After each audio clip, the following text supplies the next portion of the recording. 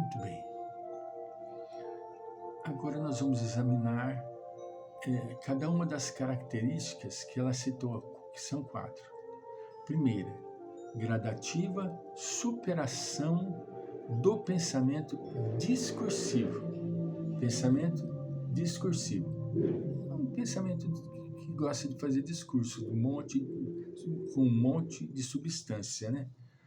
Na fase da meditação psicológica, como vimos, havíamos dedicado grande parte de nossa atenção à utilização consciente e direta da mente e do pensamento, através de exercícios de concentração e de meditação reflexiva, seja para desenvolver a verdadeira capacidade de pensar, seja para vir a desenvolver a capacidade de controlar e dirigir a energia mental para fins elevados. Isso para purificar o corpo mental e torná-lo obediente e receptivo ao si. Veja bem, foi dedicado na meditação psicológica grande parte da nossa atenção para através de exercícios para desenvolver a verdadeira capacidade de pensar. Porque nós, verdadeiramente, nós não sabemos, nós pensamos, mas nós pensamos desequilibradamente. Um pensamento, vem outro pensamento, daí outro, assim por diante outro, e vai daí afora. Mas existe o critério para se pensar, não é? O controle que você exerce sobre você mesmo. O controle que você exerce sobre você mesmo.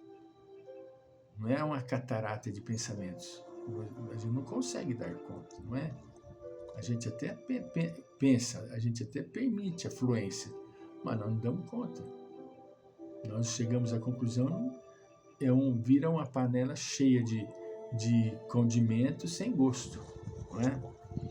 Na fase da meditação espiritual, ao contrário, procura-se fazer emergir o outro aspecto da mente, o receptivo, passivo, que tem capacidade de ficar em silêncio e de ser sensível às ideias dos planos superiores, à intuição e à verdadeira consciência.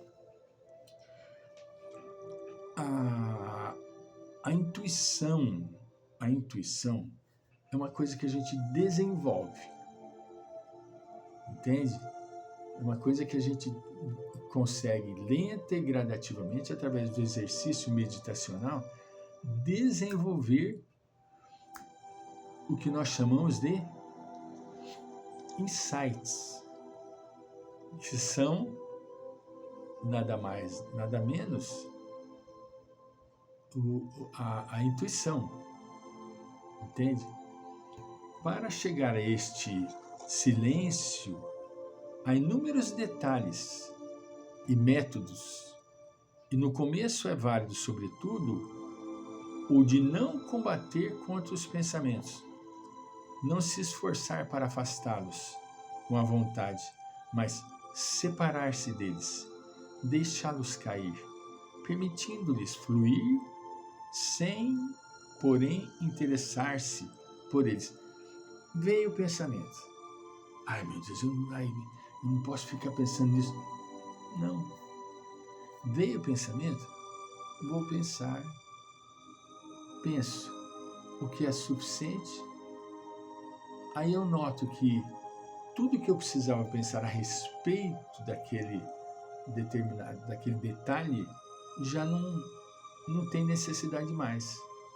Consequentemente, ele passa para o segundo plano, que é o plano de não existir, de esquecer, de desinteressar-se. Você não se interessa mais por aquilo.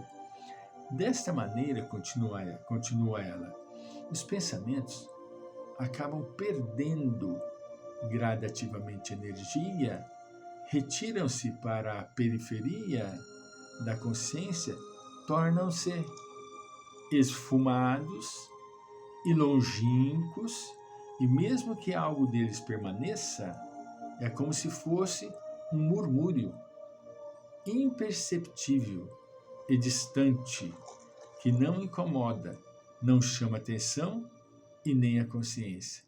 Então, eles saem do primeiro plano, ao invés de tomar mais volume e força, não, eles caem e passam para um plano inferior, que não interessa mais a observação. Entende?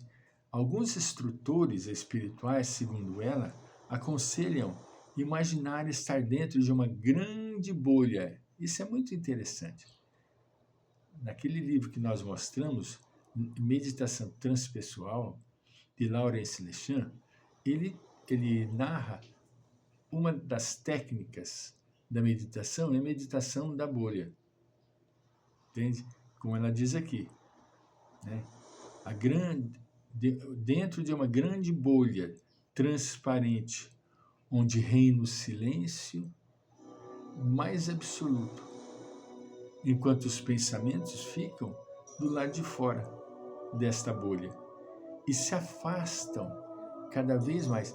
Isto, quando nós começarmos os exercícios e começarmos a fazer com uma certa regularidade, com uma certa constância, não só regularidade, constância, nós vamos conseguir imaginar esta bolha e nós estarmos colocados dentro da bolha. E fora da bolha encontram-se os elementos chamados pensamento que nós tiramos para fora da nossa vontade, né? Afastamos os pensamentos que não nos eram interessantes. Isso somente com os exercícios. Nós não vamos fazer isso da noite para o dia, em hipótese alguma, mas nós vamos conseguir fazer, né? O verdadeiro e total silêncio mental, continua o Dr. Avatar, pode ser alcançado somente em estágios muito avançados da meditação. Olha, o total silêncio mental. Mas ela não está falando do silêncio, está falando total.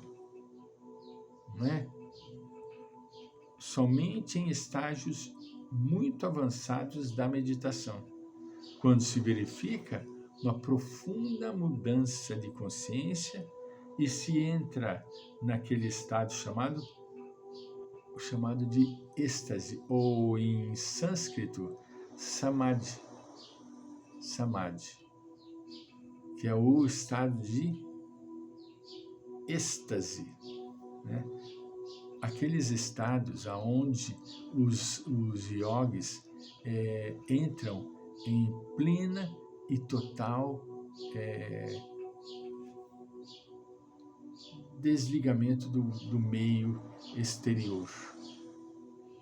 Eles ficam em, como ditar, êxtase, né? Fica o exemplo que eu citei, muito humilde e em rascunho, do IP Branco. É extasiante. Você fica olhando naquilo, você vê a presença divina. Você fica parado, vendo aquelas flores maravilhosas que, sob o efeito da luz do sol batendo nas suas pétalas, dão uma tonalidade diferente, uma penetração maior. Mas é lindíssimo. E só verifica uma profunda mudança de consciência e se entra. O verdadeiro e total silêncio pode ser alcançado somente em estágios muito avançadas. Ah, eu já atingi. Não, não vamos nos iludir. Nós não vamos conseguir isso de imediato. Nós vamos conseguir, sim, no passar do tempo. No passar do tempo. Aí a gente entra verdadeiramente naquele momento de conexão com o divino. Mas onde encontra esse divino? Dentro de você mesmo.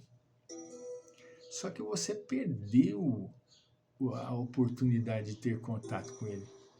E agora, até você voltar a se comunicar, a se contactar com ele, então existe um trabalho que é o de desligar-se, de despersonificar-se, de sair de si mesmo para um mundo maior, um mundo mais belo, um mundo mais sublime, um mundo mais verdadeiro, que é o mundo do si, que é do espírito imortal, do espírito eterno.